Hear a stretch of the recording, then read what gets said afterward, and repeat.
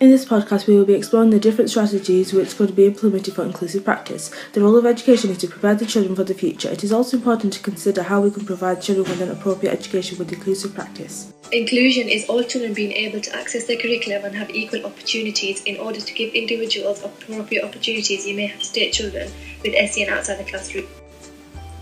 Taking children with SEN outside the classroom for one-to-one support to be able to access the curriculum is surely classed as inclusion, for the reason that there are children that require intensive and focused teaching which may not be available in the classroom. There is evidence indicating that teachers may need to alter from all children being in one environment and cater for one-to-one support.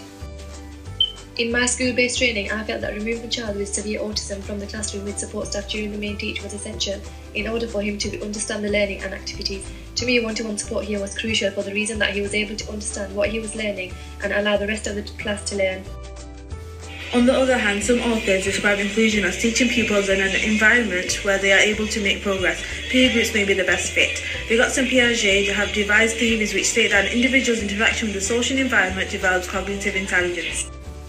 It can be implied that peer group work in education is an appropriate choice of method. Not only has peer groups proven to be successful in raising education achievement, it has also increased pupils' self-esteem and social skills. The Plowden report has indicated that mixed-ability teaching have provided all pupils with equal access to the curriculum.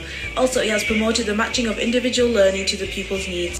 One challenge of group work is behaviour management.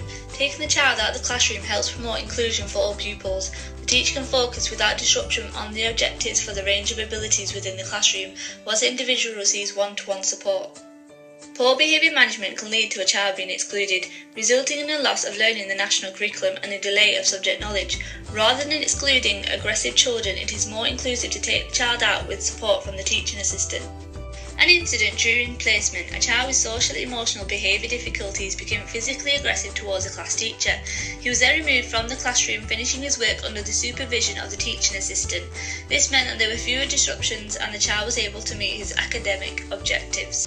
Sometimes taking children out of the classroom for behaviour management can be seen as rewarding. The DFES encouraged careful deployment of support staff. By having a TA working one-to-one with a child in the classroom, they can still work towards managing behaviour whilst in the classroom. They also suggest that those with the greatest learning needs should be given as much teacher support as possible, so spending time in class works towards providing a more inclusive education for the child. Keeping a child in the class means they can be taught by the teacher and TA. This allows TAs to focus on the supporting of the teaching new content as opposed to actually teaching it. This provides a more inclusive, higher quality of education. Farrell also explains that having a TA in the class can also mean that other students can use the additional adult to subsidise their own learning too. For future practice, it's important to carry out a cost-benefit analysis in order to implement appropriate inclusive practice. Practice should be around the individual's needs whilst considering other pupils in the class and their learning requirements. What do you consider to be inclusive practice?